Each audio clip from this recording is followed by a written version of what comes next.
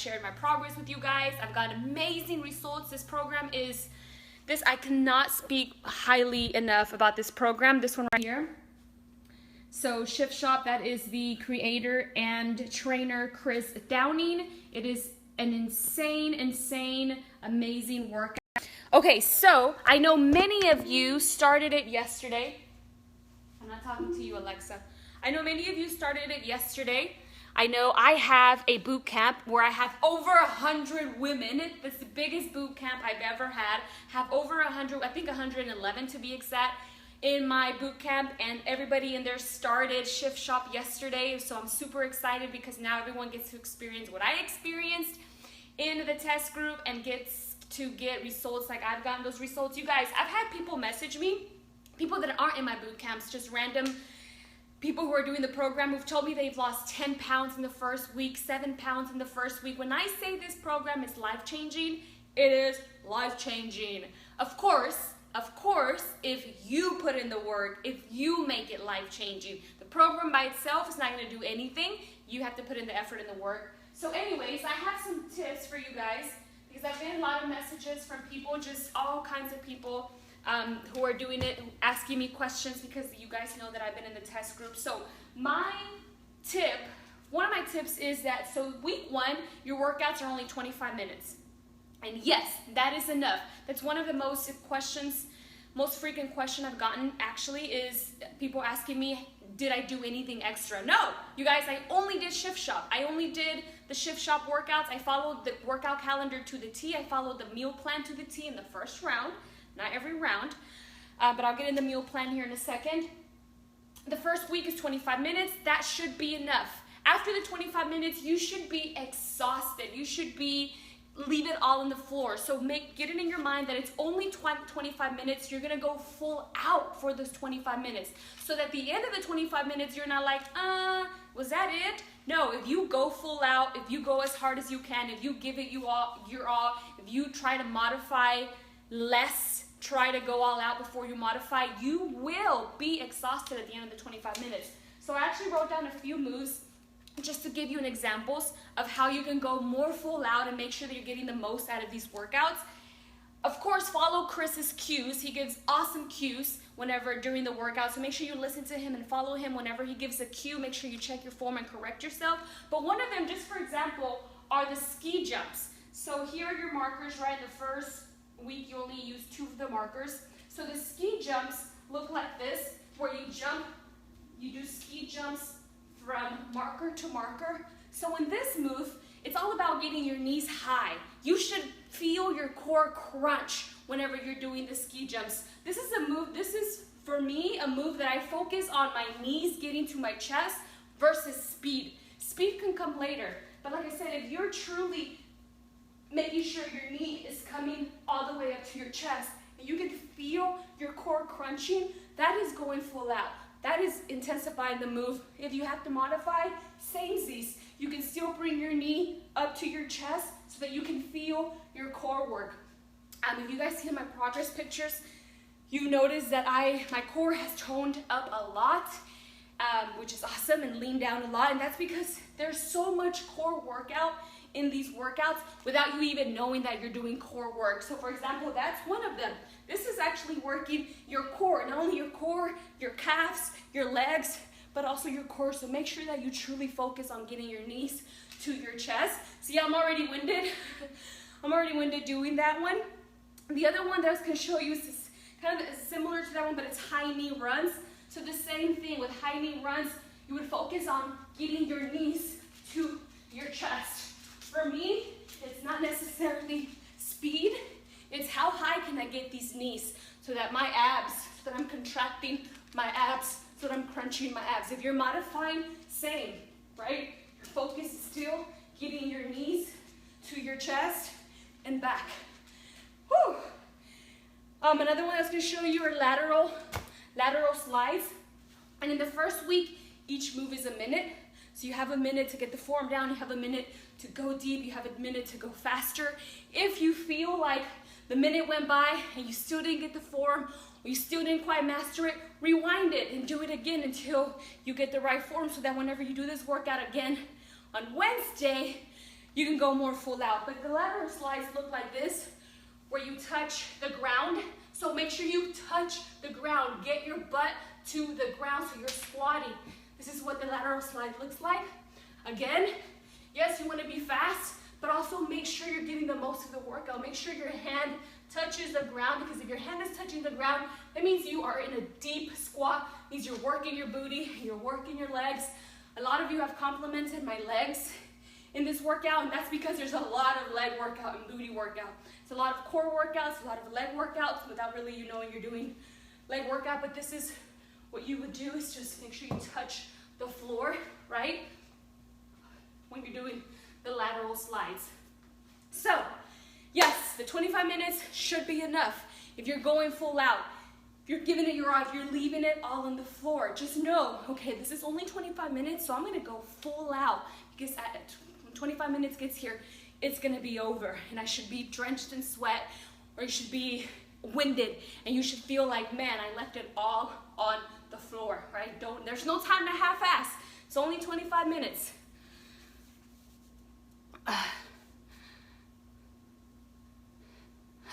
Yeah, Courtney, go get it done, girl. Okay, so that's one of the questions that I get a lot is, did I do anything in addition to Shift Shop? Nope, I only did Shift Shop. The meal plan.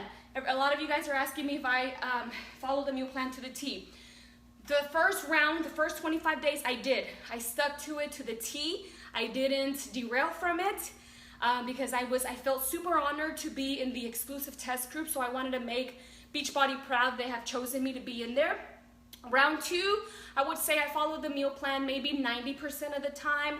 I did have maybe, I don't know, chips and salsa here and there, nothing crazy. I did avoid during the whole, well, after round 1, that weekend when we completed 21 days, Chris, the trainer, gave us permission to have a treat meal before we started round 2. So that's when I did have a treat meal. I think I ended up having pizza, and it made me so sick. Never again. That's another thing I was going to mention with the meal plans.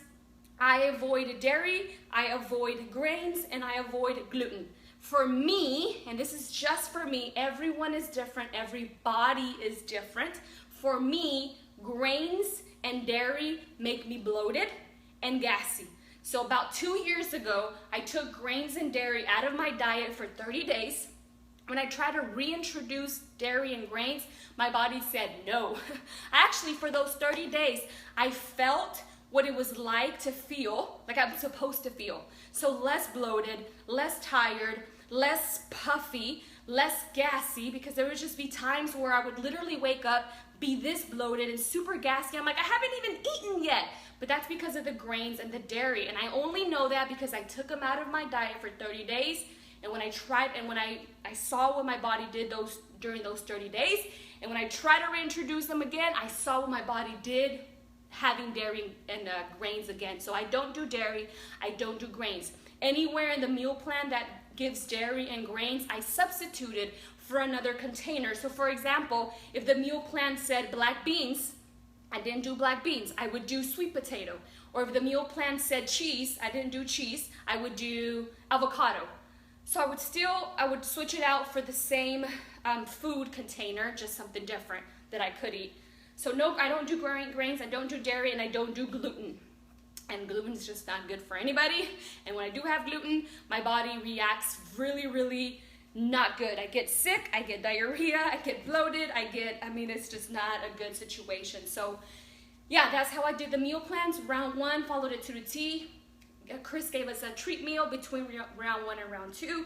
Round 2, I would say I followed it about 90% of the time. So I did round 3 and now round 4. Round 4, this round I'm being a little bit more loosey-goosey, but I'm still doing my best to follow it to the T, getting all my containers in, and I'm still getting results. You guys, I weighed myself this morning, and I have officially, since I started Shift Shop, lost 10 pounds. And I know for some of you that's not a lot for 4 rounds, but for me, it is a lot. My body, I don't have, I just didn't have a lot of weight to lose to begin with, and I've lost also a lot of inches.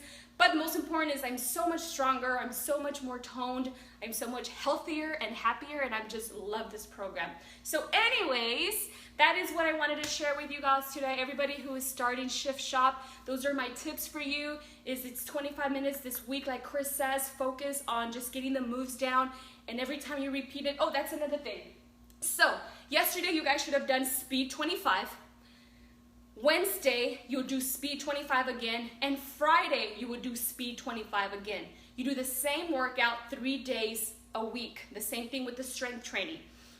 Now, you'll hear Chris talk about this, but whenever you did the workout Monday, that was kind of you getting the moves down, you getting familiar with the moves. When you do it tomorrow, you already know the moves. You should be going faster, deeper in your squats, more full out, and modify less. And then when you do it again on Friday, you should even be better than you were Wednesday and Monday. That's the whole reason for doing the same workout Monday, Wednesday, and Friday, is for your form to be better, your speed to improve. And whenever you're doing strength training, the same thing. You know, how many push-ups? If you were able to do 5 push-ups on Monday, can you do 8 push-ups on Wednesday? Can you do 12 push-ups on Friday? So each time you do your workout, try to find little things that you can improve so that you are getting stronger and faster. Same thing with weights. So if you use 5-pounders on Tuesday, today you guys have strength. On Thursday, can you up your weights to 8 pounds? Or it might be a little bit too soon to up your weights yet, but can you do a couple more reps than you did on Tuesday? That's the whole reason behind having those same workouts. And then tomorrow or next week, you'll have your workouts will be completely new. They'll be 35 minutes. And then week 3, they'll be completely new again. They'll be 45 minutes. So I hope those tips helped. I've gotten so many messages from a lot of people asking me. That is how I did the meal plan. That is how I did the workouts, or how I did my best to go full out on my workouts, get my knees up, really engage my core, really engage my legs. And just leave it all on the floor. I will. And another thing, last thing before I let you guys go, and I need to go shower because I have someone to meet at Starbucks here in a second. What was I going to say? Oh, you guys, take it one day at a time. One workout at a time. One meal at a time. I've gotten also a lot of messages, more on my Snapchat, but a lot of messages from you guys saying, I'm freaking out about week 3. I just saw the meal plan. I'm freaking out. I'm like, whoa, dude, you're on day 1. Focus on day 1. Focus on today. Focus on your meals for today, your workout for today, getting your nutrition in today. Focus on what you control today. When you get to week 3, you will cross that bridge. I think many times we just psych ourselves out and we're just thinking about in 21 days from now and in a month from now. No, we can just focus on one day at a time, one meal at a time, one workout at a time. When you get there, you will cross that bridge and you can address that then. And I will come back and talk and share with you week 2 tips and week 3, especially week 3. That's another thing I will say. I saw the biggest changes after week 3. So don't begin discouraged on me if you do one workout and you're just like, I'm not seeing results. It's been one day. Or it's been 1 week. Gosh, you gotta be patient with your body. You gotta love yourself where you're at. And you gotta be patient. Patience. Trust the process. Trust the workout, trust the program, and give yourself time and patience and lots of love. Lots of love. That's, the more positive you are, the more the universe will return that. I saw the biggest changes after week 3. And then again, round 2 after week 6 is when I think I saw the biggest changes and I felt the biggest changes in my body. It wasn't after 1 week, it wasn't after a few days, and everyone is different. Now, this is what I'll say, I didn't see big changes on the scale. Like I said, I've just now officially lost 10 pounds, but it's been 4 rounds. So that scale has been moving very slow for me. Who cares? Before Shift Shop, I think it had been a year since I got on that scale. The only reason I brought the scale back out of my closet was because I had to submit my measurements and my weight to the test group. I had no choice. If not, I would have gotten kicked out. Anyways, the scale for me never moved that much, but here's what moved a lot. Inches moved. People started to notice my changes right away. Not right away, but within that first round. And pictures. That is why you see me take endless selfies. Even if you don't share them, take those selfies in a bikini or sports bra and shorts so that you can compare them side by side every single week, every single round. Get off that scale. I know it's mental and it's hard for us to break up with the scale, but the sooner you can break up with it, I promise you, the more peace you will be at with yourself, the happier you will be with yourself, and the more you will love yourself, because the scale does not determine our worth, and the scale is not the most important indicator of our progress at all. It's just one tiny that doesn't even matter.